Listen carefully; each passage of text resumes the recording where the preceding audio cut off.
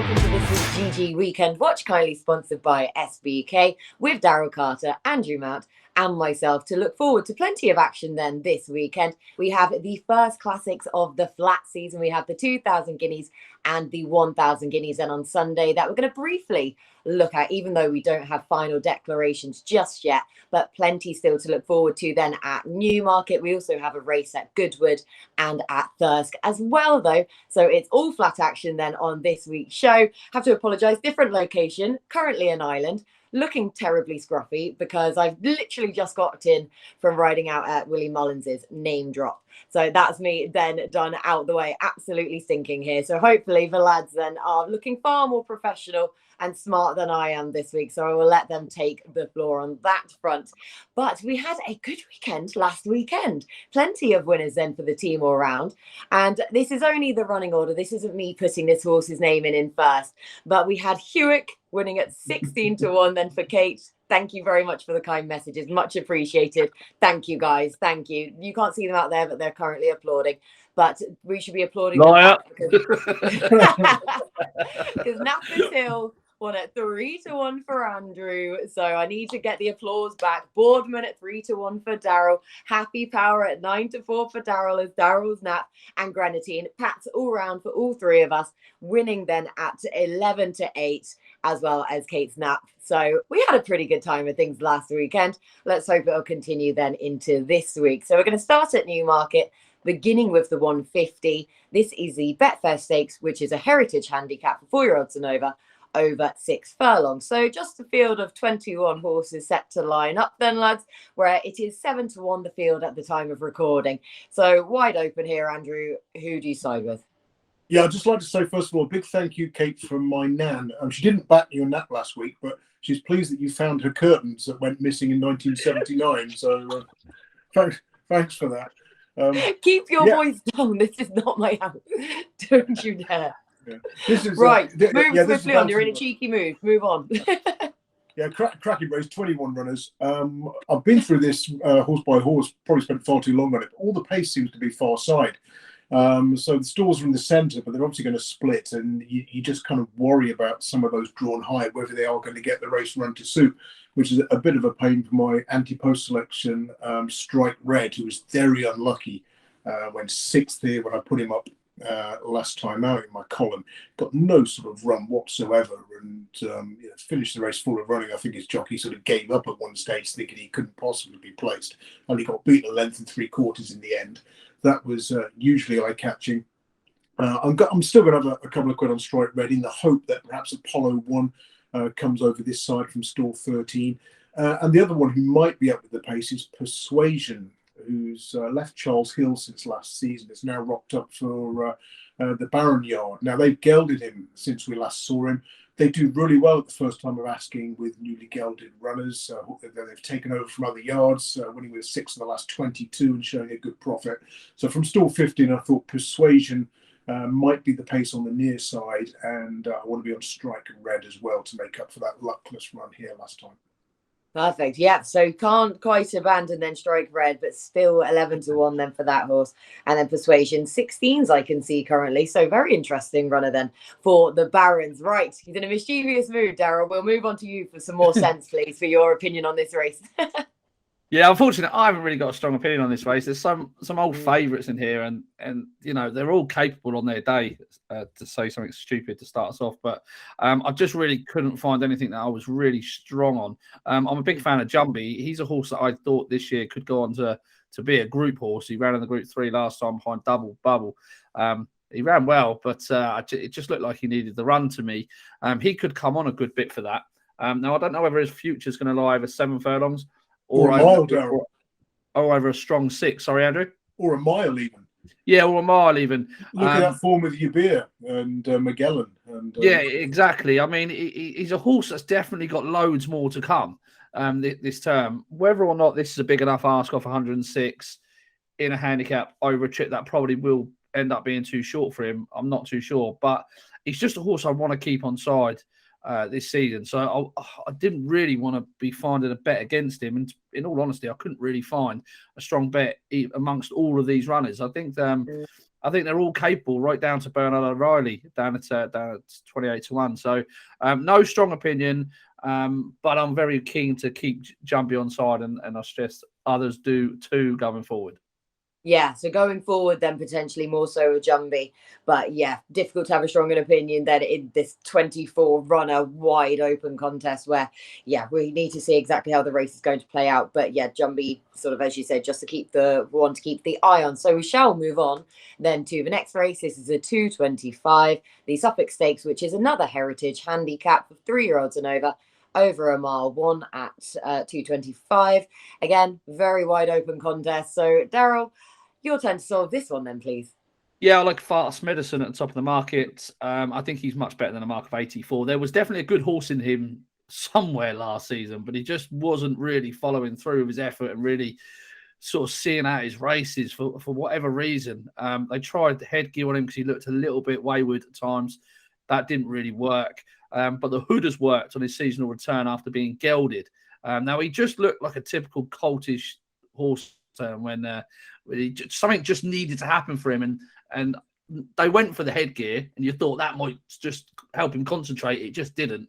But the gelding operation seems to have worked in Nottingham. And he's a horse that could be some way ahead of the handicap off a mark of 84. He ran here on seasonal return last year. He ran a good race behind a horse called Carolus Magnus, just a little bit unbalanced on the track, but stuck to the task really strongly when he hit the rising ground. They ran him at Catterick and Brighton and places like that, and I think they were just sort of teaching him really how to race on undulating tracks. And towards the latter end of the season, he was much more balanced horse. He won emphatically really at Nottingham, as he won going away by 6 lengths. And I think he's a horse that's going to continue to improve throughout the season. I was hoping they was going to put Charlie Apple's Derby at the top of the market, and depending where you look and what bookie you're looking with, he is as short as 3-1 in places. He's off 567 days. I mean, I know Charlie Apple can get one fit and ready first time up, but that's a big ask, that is. And of the rest, I didn't think there was too much in here that was extremely well handicapped. Perhaps Cap Francis, a big price, is worth a second look. But I thought Fast Medicine was by far the most likely winner. Yeah, so Fast Medicine then. As you say, when the market first opened up, Charlie Appleby's Derby was, put in originally as Fav, but yeah, Fast Medicine has probably rectified that. Therefore, to hope that he can build on that win from last time out where he did absolutely bolt up in that. So that is Fast Medicine for Daryl. Andrew, how about yourself? Yeah, funny old race. The top of the market is, I'm guessing, as to the fitness of the Charlie Appleby runner after a long break. It'll probably be absolutely fine. And again, Daryl's pick, I'm just not 100% sure about. Back in Thinlands, trained by Peter Chapel High, I'm generally not my bag. There's 2 that interested me. Moving Time for Roger Varian, who's got £7 claimer Harry Davis on. Roger Varian's only had 18 handicappers, of which he's claimed £7 in the last 5 years. 5 of the 18 won, profit him over 20 quid. 3 of the last 6 have won at 16-1, 8-1, and 5-1. So I thought Moving Time, it was a bit of a market mover. When they first started betting on this race, was a possibility.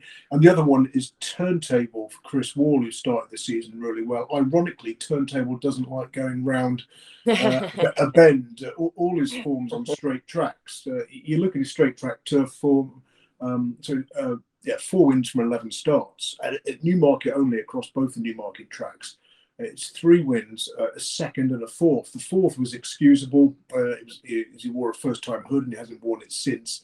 And the second place, he just couldn't quite get in a blow at the winner that day. So even though there's a smallish field, there looks to be enough pace on for Turntable. So I'll go Turntable over Moving Time. He's the biggest price of the pair. Okay then. Yeah, so go for the bigger price, 8-1. I can see there for Turntable. Again, back over the course and distance again, than that he's previously won over. So I like that angle and way into that race. Anyway, there. One thing I would just say about Moving Time is there's a horse that ties Fast Medicine and Moving Time together, and it's a horse called Magical Land. Moving Time beat him by 4 lengths. Fast Medicine was behind him 4 lengths, but there's £22 now between Moving Time and Fast Medicine. So, oh really? That's a hell of a swing for an 8-length deficit. Yeah, exactly. £22. Did you say swing? Yeah. For the 8 lengths, yeah, that is serious then between that I thought you didn't believe in pounds for beating lengths, Daryl. I believe in some things when it suits. When it suits. when it suits his tips and when it suits his selections, Andrew, you can fancy what he likes. Fair point. That is really interesting there, and another tick then for Fast Medicine in that box. So we'll move on then to the 3 o'clock. We're on some group action now with the Palace House Stakes for 3-year-olds and over 5 furlongs. A whole host of likeable contenders in here, and Mondamedge as well. But Andrew, I do love that horse. He's a character, isn't he? Andrew, back to you, please. Who wins it? Oh, this is a belting race. When the dealing's done, wins this at 25-1. So get on now. We've got 11 runners. He's got a nice draw, I think, drawn high. Say the stalls are in the middle. It's a bit of a worry if the big sprint handicap winner earlier on wins from a low draw, they might want to go that side. But I'm thinking when the dealing's done, might cut out the running towards the near side. Now, what's fascinating here, you've got Twilight Calls at the head of the market at 5-2. He's had a run. 8 of the last 10 winners of this race were coming off a break of at least 150 days. Those who'd had a more recent outing, 2 from 64. And the expected number of winners was over 5. So that, you've got a favourite who's never backed up a win before and has met When the Dealing's Done twice previously and finished behind him both times. He was favourite to be When the Dealing's Done at Goodwood last season, When the Dealing's Done won. Now, he's had 2 runs over 5 furlongs since he's gelded. He's won them both. He ran an astonishing race on his final start last term. He finished 5th to Hurricane Ivor in the Portland. There was a strong headwind at Doncaster that day. He's made the running. And the 4 who've beaten him have all come from well off the pace. And to finish 5th into that headwind over a trip that stretched him, that he could have done without the extra 164 yards beyond the 5 furlongs. I just think he's a huge price here. I couldn't believe, he was 20-1 anti-post. He's like 25s now on the day. So that's a bit mad. So yeah, When the Dealing's Done for me. Hurricane Ivor, who won the Portland. He'd have a squeak, good or faster ground, very hard to beat since coming over from France and joining William Haggis. So I think he's had 5 runs under these conditions, a second of 18 beating a short head, and a third when doing best of those to come from off the pace at York. So When the Dealing's Done over Hurricane Ivor for me. What, 25-1 then When the Dealing's Done? Like, say, if you could just mark up that most recent effort then, which you can do because of the headwind, then that looks a serious price. And for the outsider of the field, Daryl, beat that. Yeah, you can't really, can you? No, literally. Yeah, that was a decent shout. That I kind of wanted to be against Twilight Calls as well. The one thing about this race is I didn't think there was a ton of pace in it. And that'll probably be another positive for When the Dealing's Done if he's winning positively. I thought Atlas Bay would go forward. I thought Tis Marvellous Bats would go forward. But the rest of them, they kind of want to be held up. Unfortunately, I'm going to have to solve a hold-up horse. And that's Came From the Dark, a horse that I've been on side, had on side for quite some time now. He's got a good record fresh. He likes it here at Newmarket. He should have been running in the likes of the King Stand in that last year. But I don't know. I just think he's better than a lot of these. I think a lot of these are top-end handicappers. And a lot of the time when these sprinters, they get to the top end of the handicap and they've got no routes to go because they're not just quite good enough for listed or group company. But the likes that Came From the Dark is. And I think with a good record fresh, he likes it here at Newmarket. I just think there's a few ticks in the right boxes for him. And he steamed home last year, didn't he? It was in this race last year. He was second by a neck, was it? Yeah, second by a neck to Lazuli. And my God, he finished with so much running left. And I just think a stiff 5 furlongs is just right up his street. And he'll be primed for a good run here, I think. Yeah, that was only 2 runs ago. I was sort of looking back down the form trying to find it. Goodness me, yeah, that is that's really quite something. But yeah, so Came From the Dark then, in the hope that the pace by said doesn't work against him. And hopefully there is something to aim at then for him. But very likeable horse all the same. So at 5-1 then for Came From the Dark at the current time of recording. So then we move on to the big one at 340. This is the Group 1 2,000 guineas, our first classic then of the season. It's Native Trail who heads the betting from his stablemate and owner mate, and all round quite similar horse really. And they're also very talented Caribus then, who makes his reappearance here and is currently priced up at 9-2. Then it's Luxembourg at 9-2. Perfect Power. Will he stay the mile? Won't he then? Will they even get into the start then in one piece at 11-1? Point Lonsdale at 14-1, DUBAWI Legend 20, Check and Challenge at 25. Eydon, I think it's Eydon. I think I'm being corrected on it. Eydon, 25-1. Light Infantry. It's Eydon O'Brien, if you're asking how to pronounce the term. Is that what it's been after all these years? I've been trying to guess it. I don't know what I've been David calling O'Meara, David Adam O'Brien. Thank you for finally filling me in there. Light Infantry at 33-1, Royal Patronage 33-1, Band of Ocean 40s, Liceo 50-1. Name your price then about the other three. So Daryl, 2,000 guineas. Take it away, please.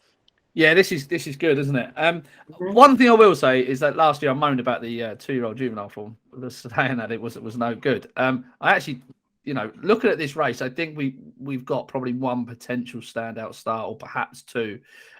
First in the form of Native Trail, who I think in stall 15 has, been granted a gift really, because one thing to take from the Craven meeting last a few weeks back was that no matter where you were drawn, no matter where the pace was, every single runner or every single winner, near enough, I think bar two, came over to the stand side and won down the stand side. Now, whether they came out and came across and then, was inside the final furlong on that side or whatever, that's where they finished. And Native Trail is going to have that golden highway almost straight down that rail. And it's very difficult to find reasons to take him on. It really is. I know people weren't enamoured with his reappearance performance over Claymore, but I just thought he's a big, stuffy horse. I just thought that's going to bring him on a ton.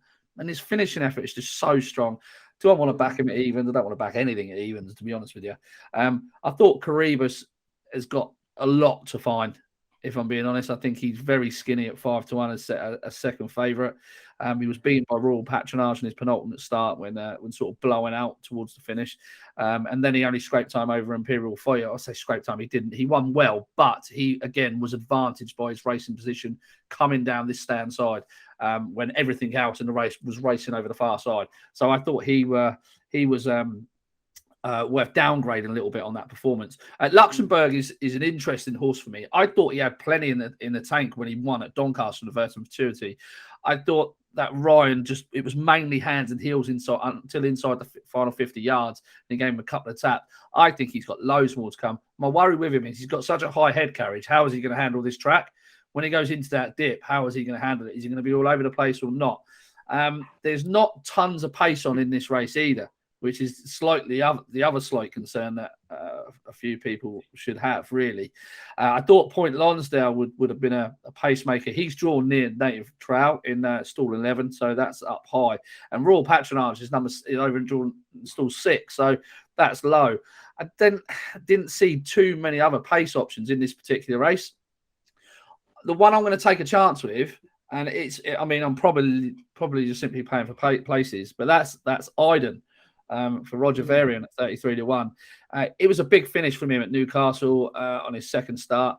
I thought on his first start, I thought it was a really eye-catching performance. He was beating at odds on next time at the same venue, but then when switched to this track onto turf for the first time, on his seasonal return, he beat Mascada by 3 lengths, Masakela by 3 lengths very, very easily.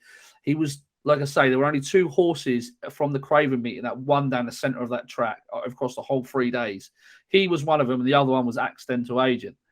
I think he's got a good bit more to come. He does need to improve a fair chunk, but he just looks a horse that's going to appreciate a really strongly run race. Now, this may not be extremely strongly run, but he is drawn 10, and he is going to be on the right side of the track, and he is going to be behind Point Lonsdale. So I'm just wondering if he's going to be able to be smuggled into the race and then perhaps keep galloping. He's a horse that's probably going to be seeing the best effects when he gets over a little bit further. So I have no issue at all with him staying strongly. And at 33-1, you could probably claim a little bit of place money in a race like this if Native Trail is going to go and absolutely bolt up.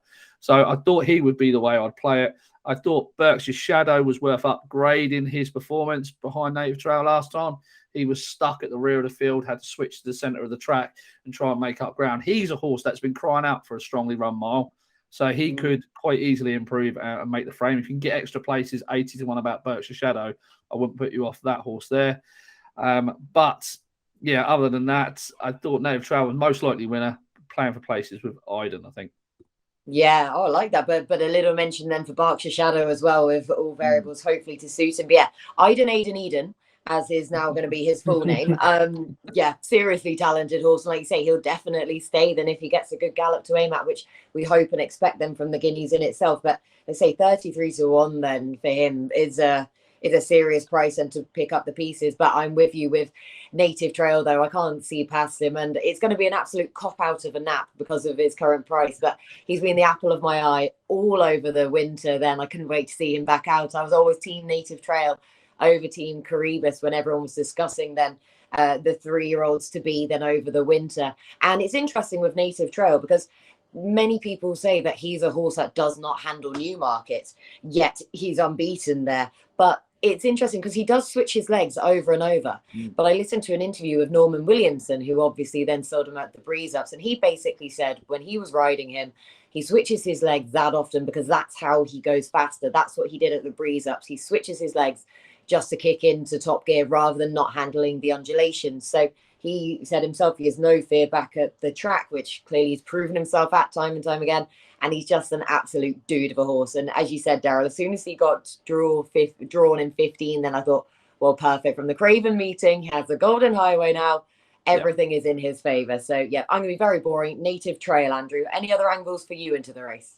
Yeah, I mean, I'm with you on Native Trail. Will probably go and win this, but there's a horse who's finished second to Native Trail once already, and that's DUBAWI Legend, who was impressive when winning first time out last season at Doncaster. And he looks the pace angle, I thought, certainly on the near side. He's in stall 14 next door to Native Trail. Now, again, the stalls are in the middle. You know, they could theoretically race in one group down the middle. If the earlier races suggest you want to be up the far side rail, maybe they'll all go over there. But I would imagine we'll get a split, probably with sort of most of them down the centre and a few coming near side. I'm hoping DUBAWI Legend and Tom Marquand in the first time tongue tie. That's a positive angle for DUBAWI offspring in recent years. We'll just come over to the near side and probably won't have enough in reserve to hold off Native Trail, as he didn't when the pair met last season. But he did finish second at 12-1 to him that day, beaten 2 lengths. So I don't see why he can't finish second to him again. So I've bet I bet him each way. I'll probably do the forecasting without the favourite on the day of the race as well.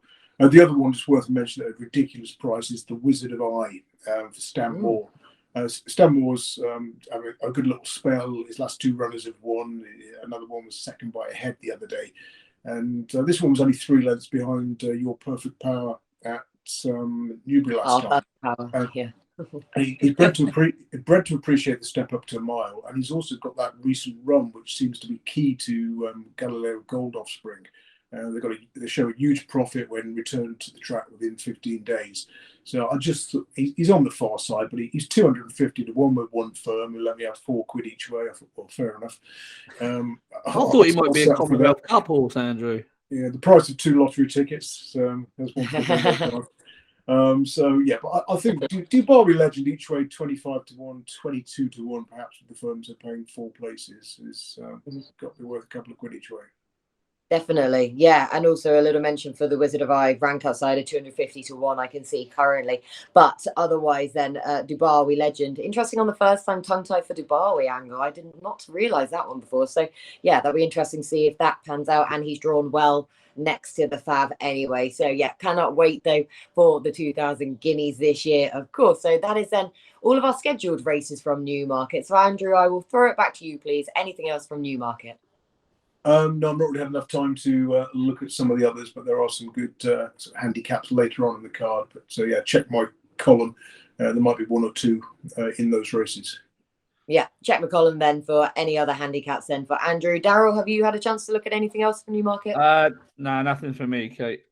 No, catch up on the lads well, on their columns and social medias and the whole shebang, really. If you did want any further bets in at Newmarket, do stay tuned for that. So we will move on then to our second scheduled meeting. This is at Goodwood now, where we begin with the 240, and we just have the one race from Goodwood as well. But this is the listed Conqueror Filly Stakes for 3-year-olds and over a mile, where Primo Baccio heads the market at 7-4. But who wins it for you, Daryl? I like the 3-year-old angle in this race. Hey, that's my angle from last year. Get away. Get off. Well, Daryl got that first, so didn't you choose Lilac Road for this third, didn't you?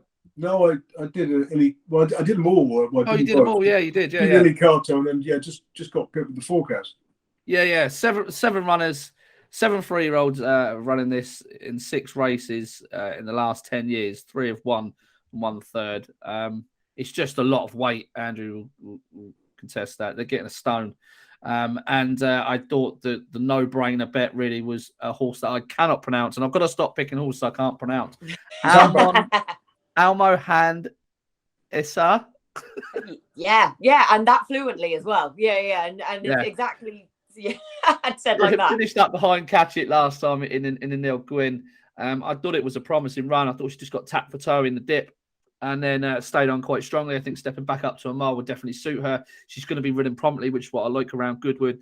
Stop messing about, and hopefully she can improve again and finish strongly. She should come on for that seasonal reappearance. Nice bit of form behind the likes of Majestic Glory last year and in Spiral. I thought she would be the bet. The annoying horse in this field is Primo Baccio, because I was all over this horse all last season. Mm-hmm. But it's like taking back an ex-girlfriend if I have a bet on this horse now. I can't do it. It's going to cause me nothing but hassle. And just like taking back an ex-girlfriend, you know that she'll be the one that's right in the end anyway. So you know that you'll be sorry at some point. Nah, you don't need to take it back. She'll probably win. Like, she'll probably win. She is the best horse in the race. There were excuses for her last year in Deauville when it was soft ground, when she didn't get a clear run behind Mother Earth.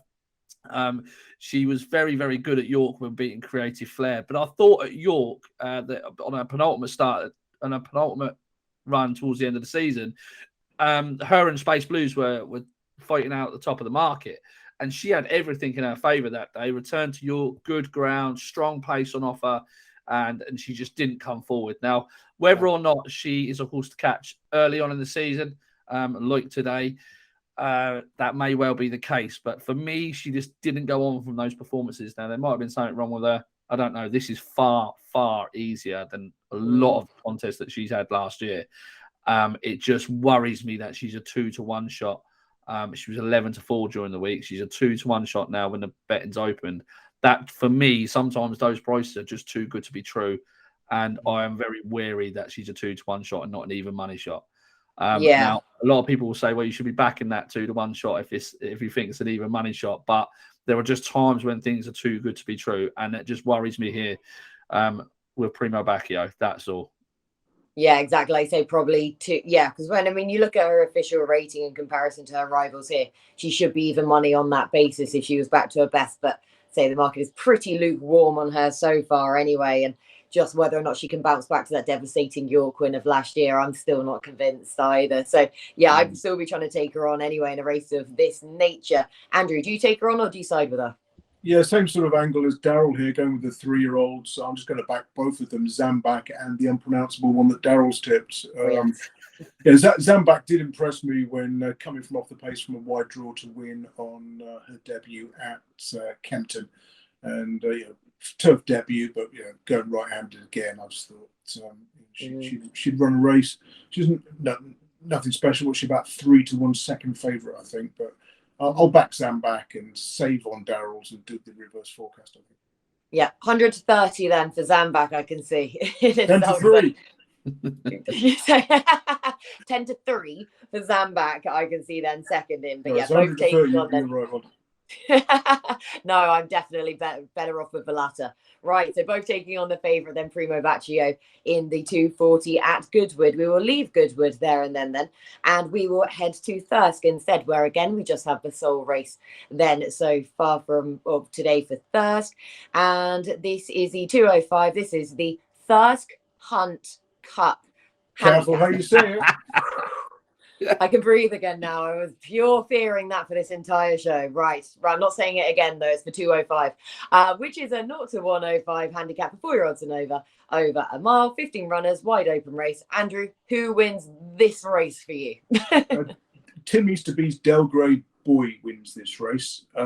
This is a horse I mentioned last week when Daryl was talking about Boardman, one of his stablemates, because Daryl tipped to 3 to 1 last week and being well backed. Now, DELGREY Boy ran in the same red car race as Boardman on his penultimate start, and ran a pretty eye-catching race on the wrong side of the track, coming from off the pace. And then he ran at Boardman was the first leg of my Tracey. 3 horses who ran in that race, that red car race last weekend. And sadly, DELGREY Boy could only finish second at Eydon, but he did pretty well because he was coming from off the pace, small field, steadily run contest, and the front runner got away from him. He just could never strike a blow. Now you look at his record in big fields, 12 or more runners. It's pretty incredible. He was 4th at 150 to 1 in a course and distance maiden the first time he got a big field. Then he won at 9 to 1. Then he was 3rd by a length over course and distance. He was the only prominent runner to finish in the top 7. They'd basically gone too quick and set it up for the closers. Then he was 2nd by a neck at York behind a very well handicapped winner who's now £10 higher. And then he's won twice more. So, he's had 6 runs under these conditions, 3 wins, 2nd, 3rd and 4th. He's got a nice draw in stall 11. You don't want to be towards the inside. Historically, in big field, 7 furlong a mile, handicaps at Thirsk. I think stall 1 is something like 1 from 90 odd since 2010.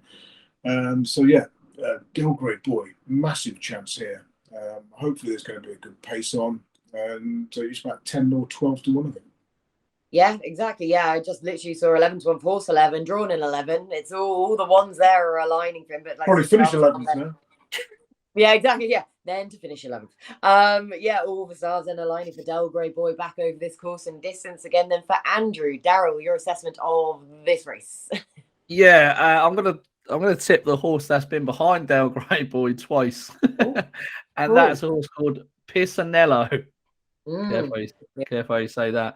I was going to say, you're really trying to set us all up for a fall here to be cancelled. This is a French horse that's it's got some extremely strong form from over in France. One at St. Cloud, beating a horse called the Summit, who's rated 110. That listed race is just red hot in terms of the French form. And he's a horse that you kind of need to catch, I think, in the spring. His form tends to tail off when he's been running in October and November, but when he's been running in the early part of the season in your April, May, etc., he's run some really decent races, really decent races. He really took off at Beverley last time.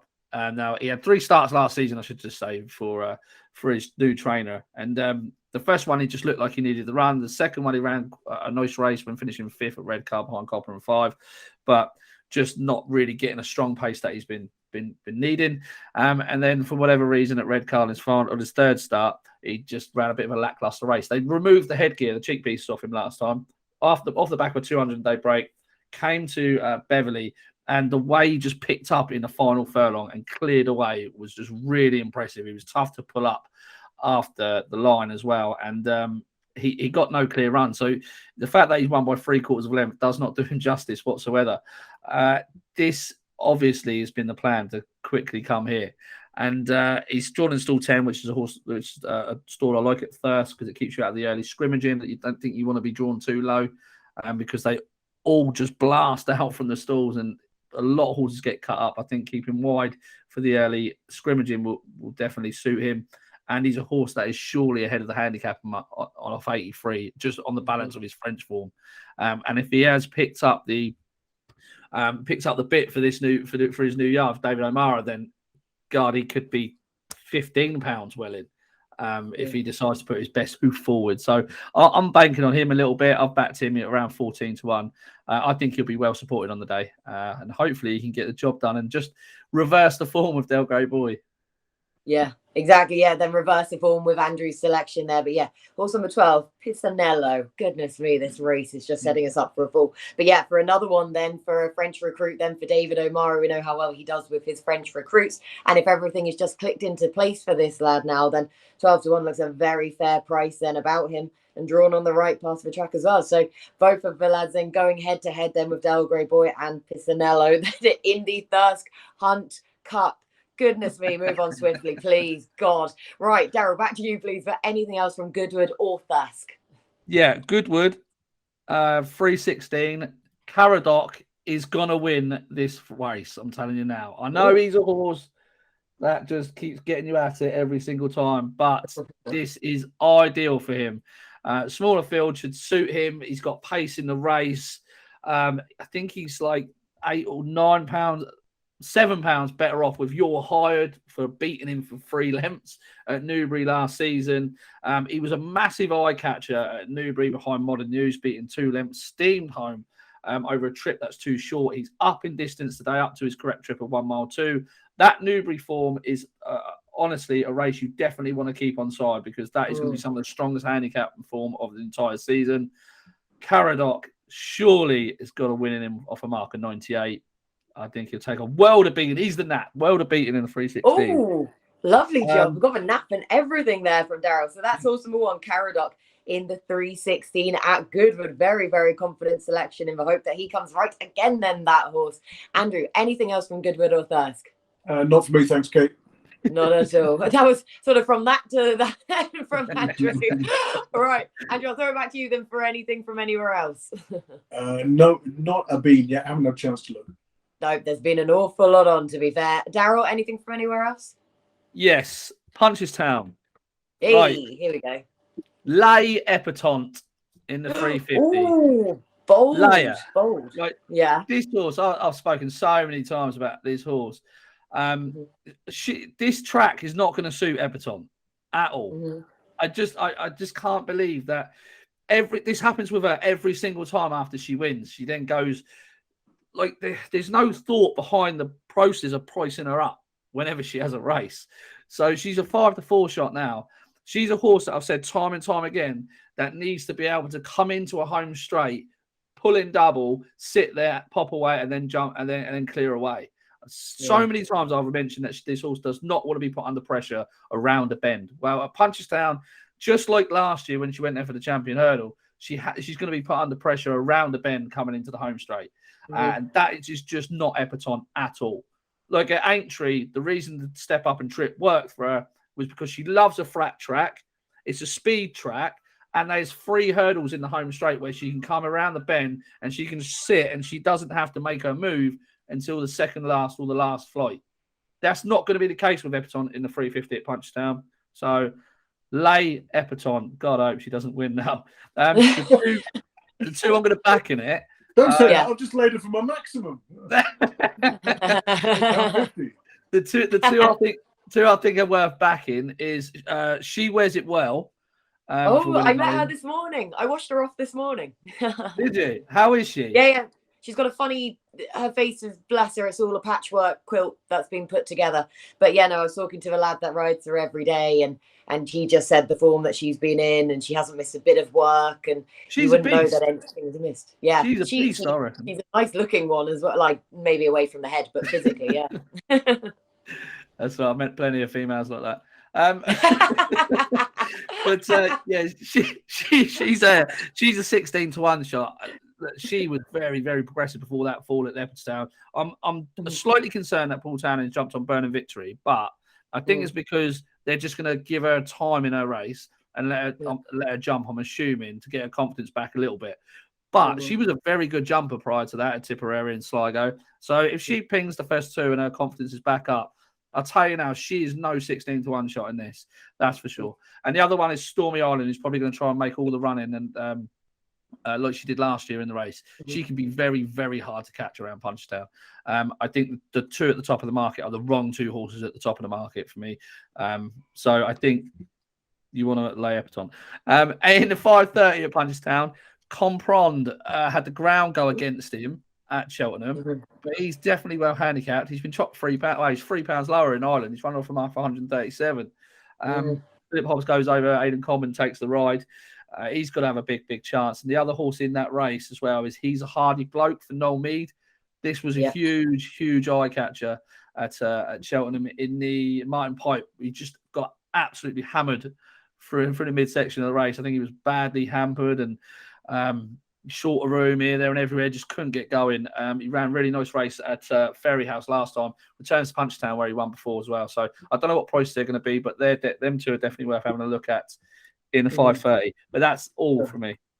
No, so he's a Hardy Bloke. Camprond 5:30 then at Punchestown, and then also laying Epatante, which is fascinating then in the Mayor's Champion hurdle then, and siding with a couple of Mullins horses in Stormy Island, and she wears it well. So very confident. I like that a lot then from Daryl.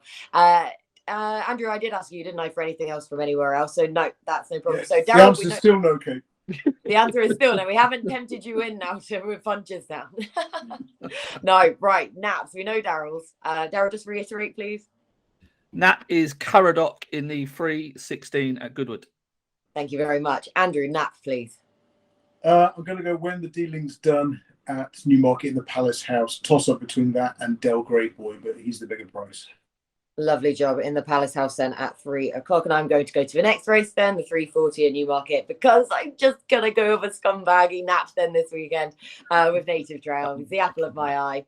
Talking about him all winter, so I can't leave him now, and I don't care. Right, but before we sign off, though, we're just going to have a brief look then on Sunday to the 1,000 guineas. Now, of course, we have no declarations then for this race just yet. We will get them tomorrow morning, but the race is at 3:40 at Newmarket, of course. So just really to gauge the lads' early thoughts on the race. So, Andrew, back to you, please, for your verdict at this stage, anyway, for the 1,000 guineas. Yeah, I like SANDRINE for Andrew Balding, who won her first 3 last season, then found Zane Claudette too good at York, and then on a final start, ran up against the jolly TENEBRISM. That was in the Cheveley Park, of course, and big draw bias that day, 12 runners. The 3 highest drawn horses finished first, second and fourth. The outlier was SANDRINE in third. She's come down the middle of the track from off the pace to spoil the tricast for the high drawn runners. I thought that was a cracking effort. I'll take a chance on the stamina. She's stepping up from 6 furlongs to a mile.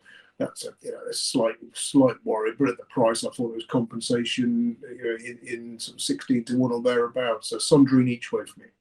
Oh, 20 to 1 SANDRINE then. So last year's Albany winner, and I hope that she can outrun her price, therefore, in the 1,000 guineas for Andrew. Daryl, anything that's taking your eye at this stage?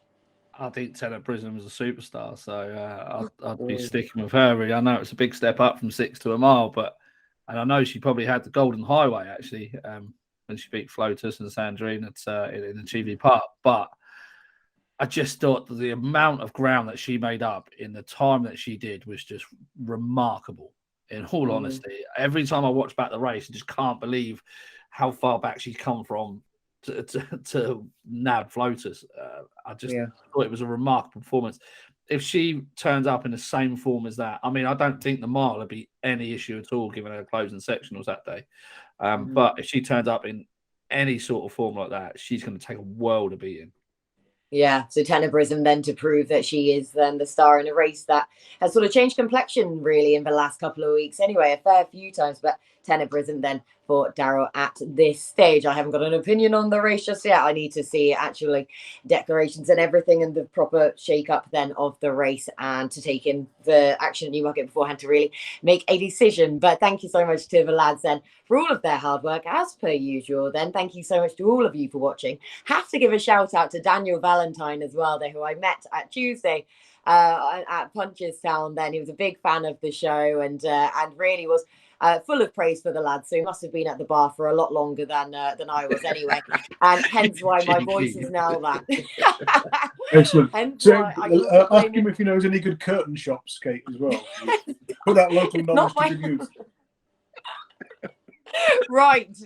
Thank you so much to Andrew and for Daryl and for Daniel then for his lovely compliments. Thank you to SBK, our sponsors, as per usual. Enjoy the remaining action then of this week and, of course, into the weekend as well. And we will speak to you again next week.